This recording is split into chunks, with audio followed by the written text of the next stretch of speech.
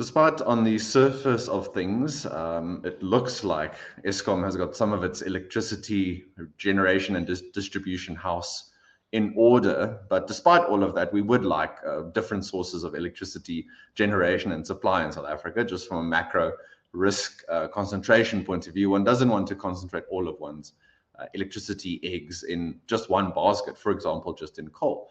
We would also like to look at things like nuclear in South Africa. And in that vein, we've had comments recently by the Minister of Electricity, Minister Ramaphosa, talking about nuclear in South Africa, nuclear build, procuring nuclear from different sources, maybe partnering with some countries to come and help us with their expertise, their own experiences in terms of nuclear. And joining us to unpack the state of, or the viability maybe, of a nuclear build in South Africa, we have the editor at Currency News, Mr. Rob Rose. Rob, thanks very much for joining me. I think this is your first appearance on the CRA YouTube channel, hopefully the first of many. Maybe you'll correct me. Maybe you've done many before my time at the CRA. But in any case, Rob, thanks again for your time. You guys put out a piece at Currency this week as we record on the 8th of May. We will link to that in the description below for those interested. And of course, if you don't have a subscription to Currency, I would highly recommended to read all of their analysis. But Rob, just give us a bit of context on the minister's comments. I believe this was at a G20 related event. He seemed quite glowing in his, quite keen in his comments around nuclear energy in South Africa. Yeah, Chris. Well, good to be on the channel. It is my first time, and like you say, I hope it's first to many. Yeah, I mean, what the minister said last week was pretty interesting. He was speaking about the need for nuclear and how South Africa pressed pause on its nuclear plans a couple of years ago, 2017, after the Jacob Zuma presidency, because there was this 1.2 trillion rand nuclear bill that Zuma kept talking about and had planned to include the Russians.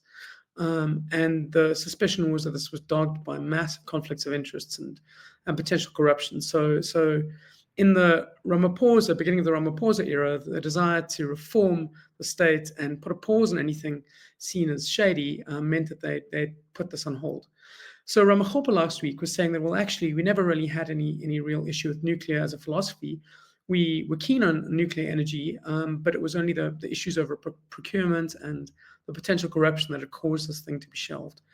He was saying last week that South Africa is really keen to get back into nuclear. It's going to be looking at commissioning certain tenders and he spoke specifically of small modular reactors and the need to do that. And he mentioned a figure of 60 billion rand that could be used to do this. And I think that it's an interesting view, and there are many different opinions. I spoke to many experts about this particular issue, and there are many different ways of looking at it. Nuclear does obviously come with a lot of safety baggage, but equally, it is one of the more cleaner energies around. So if you talk about a net zero world, I think it was Tony Blair recently who said that if you want a world of net zero, you have to include nuclear in the mix. There are huge pitfalls, as you know, to nuclear. There's so many issues that you could go sideways on this. But I mean, it's definitely a discussion that ought to be had. Rob, let's assume best case. Let's assume, you put this out to tender. You want to build a small modular reactor. You put it out to tender across the board, and everything is done above board, best case timelines, all that sort of thing. The people that you spoke to, the experts, what is the best case for bringing some additional or new nuclear capacity onto the grid and available for South Africa to use? Are we talking 5 years, 15 years, 50 years? What's the expectation? Well, I think the expectation is, firstly, the minister talked primarily about these small modular reactors, right, which is a new way. There's the traditional large reactors, of which Koeberg was one, and various other large nuclear reactors have been built around the world. Then there's this notion of small reactors, which provide far less power and don't take as long to build. But the reality is, as Chris Hattingh said in the piece we wrote, is that none of these are actually in commercial operation anywhere in the world. So to talk about this as a viable option is pretty much pie in the sky stuff at the moment. So what you're looking at is at least I imagine 8 to 15 year timescale. So it's not in the short term. So you talk about nuclear as a way to get us towards the 2030 goals of, net zero, whatever it is. And this is not going to do that. So you're looking at changing your energy constituency over a longer period, 2040 perhaps. So the notion that we could do it anytime soon and at any reasonable cost, I think, is certainly not, it's up in the air, to say the least. Rob, to try and throw one question at you, but from left field. So whether you to choose to hit it for a home run or how you decide to handle it. I know we didn't expressly think about this particular point, but just maybe the minister's comments in the context of South Africa getting funding for the just energy transition, a broader global, I shouldn't say global because not everywhere around the world, but especially in Europe, a push towards renewable energy, investing in those countries, trying to assist South Africa in that regard. Do you think from the minister and maybe some of his colleagues in cabinet, there is a desire to explore energy alternatives that are reliable in the South African context? So, for example, not going to renewable overnight, which one would say, the South African economy, which is so dependent on coal, it's not that we shouldn't do that overnight. It's not good from a growth point of view. It's not that reliable, maybe as yet as it could be. Do you think there's a wider sort of thinking within government that, yes, we want to get to some kind of more renewable sources over time, but in the interim, we need to be pragmatic in the sources of energy we explore? I mean, Chris, as you know, the government and the ANC are not homogenous organizations. There are people with deep vested interests and deep ideological beliefs. I mean, for example, Gwede Mantashe, the Minister of Minerals and Energy, has a strong belief that we have massive coal reserves and we shouldn't just kowtow to European beliefs in net zero and ditch all of our coal resources. Now, there are others in the government who feel that, well, you cannot in this modern day and age find funding, never mind commission a new coal-fired power station. So you have to embrace renewables. You have to look at what that means. And that does mean powering ahead with wind and solar and hydro. Not that we have much hydro, but the point is that over the longer term, battery storage and renewable power has become a lot more reliable. It's become easier to store it. It's become easier to actually make it happen and transmit it. And I think that's obviously a much cheaper option in the longer term, and it's obviously a good option. But like you say, are we there yet? Maybe not. But you do know that commissioning any new coal-fired power stations at this point would be very unlikely. The fact that we have Medupi and Kusile, and this has implications for nuclear. The fact that Medupi and Kusile came online so long after they were commissioned, and at double the cost. I mean, you have a look at the Medupi situation. It was an absolute disaster. Commissioned in 2007. And, you look at the procurement issues around Medupi, the fact that the ANC's own front company, Chancellor House, managed to effectively get a stake in that through Hitachi, which was one of the more corrupt deals I think we've seen in this country. And I think the US Securities and Exchange Commission, when they reached some settlement with Hitachi years later, said that Chancellor House, this ANC front vehicle, had made a 5,000% return on its investment. Now, if you as an ANC government are giving a contract to a company in which your front company, your investment company, is going to earn money, I just don't think that that's doable in the modern era of a coalition government. I think that is the sort of thing that, had we been committed to clean governance back in 2007, never should have happened. So when you see that taking place in the context of Medupi, and then you talk about a nuclear deal, that is exactly why the public is so skeptical. We might need nuclear power. Nuclear power might not be the devil that some people make it out to be, but the sheer opportunity for corruption in this particular thing is really frightening. On that point in the piece, you mentioned the budgeting or the budget of Medupi itself, being at the final count.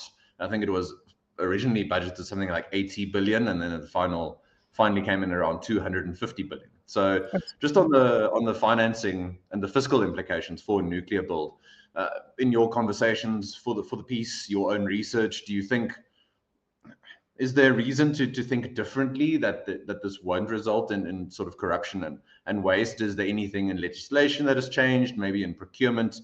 Do you think there's, I feel the burden of proof should be shifted from those who, will say, look, state capture has passed, it's no longer happening.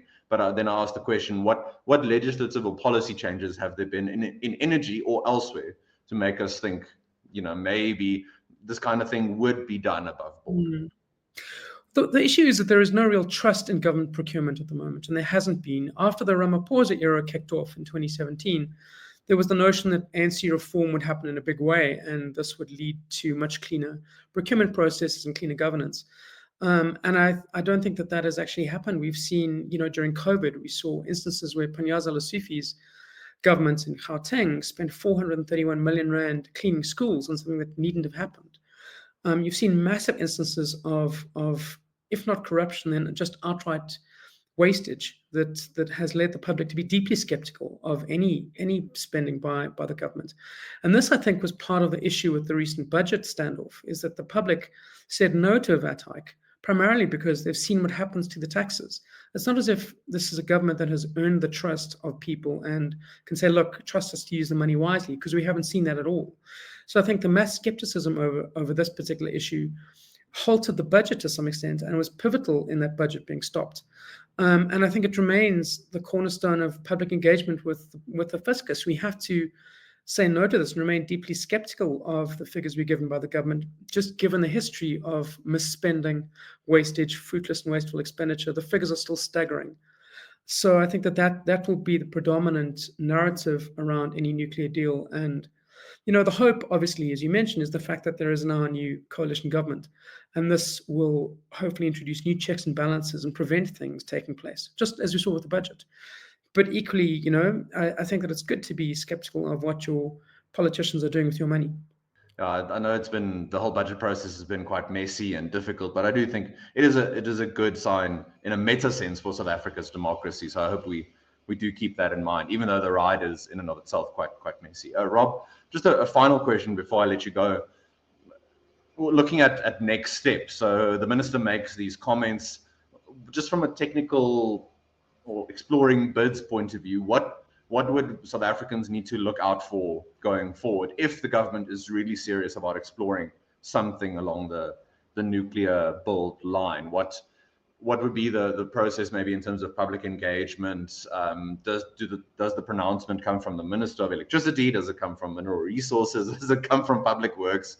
Or maybe all of the above? Just give us some idea of what we can expect from government side in terms of trying to set the scene for this kind of thing. Well, Chris, firstly, there needs to be some agreement on the integrated resources plan, which is basically the blueprint for how we're going to use energy, right? And while they did talk a bit about nuclear, it wasn't firm on that, and the discussion about nuclear was sort of put in abeyance in September last year. So there needs to be clarity over that. It needs to get reintroduced, and there needs to be specificity in terms of how much power you plan to raise through nuclear, and then how it will be raised. And then there'll have to be public hearings on that specific element. And there are a number of people who will have a lot to say about that. So I don't think the government can just go ahead and just launch this. They have talked about, the minister talked last week about having a tendering process in which a number of countries could then submit tenders. And there are only a couple of them that are really large, including Russia. So Russia will definitely be part of that again. And given what happened in the 2017, 2016 Russian deal that Zuma was organizing, I think there'll be a lot of skepticism over that. So I think there'll be a lot of water has to pass under this bridge before we're at any position where nuclear is a realistic part of our energy future. So I think there's still lots of time to go on this. But as a concept, we need to embrace the discussions over this, whether we need nuclear, what the pitfalls really are, and how our energy mix is going to look in the future. And I think that it's very difficult to do that when you have ministers with different views, like Mantashe versus the rest of the cabinet. I mean, what is your country's ideology on energy? Where do you plan to be in 20 years, 30 years time? And there's no real coherence yet from government on that. You talk about a lack of coherence from government policy. The first thing that jumps to mind is our foreign policy. So it's a little surprised that things like energy also present maybe some more complications. But that is, I think, it's part of our sort of setup in South Africa. So we either embrace that as part of the democratic sort of endeavor, or we sort of outsource it maybe to the government or to other bodies to make these decisions for us. And I know what my preference is in that regard. So yeah, all in all, Rob, thanks very much. I think a very technical issue to try and understand. So we appreciate your research and your input here. I'm sure you'll keep a close eye on this, and hopefully we'll be able to get more from you as this develops going forward. To everyone, thanks very much for watching. Please remember, before you leave, if you haven't yet click on the like button. And also, if you haven't yet, please subscribe to our YouTube channel. Until next time, this has been Chris Hattingh for the Center for Risk Analysis.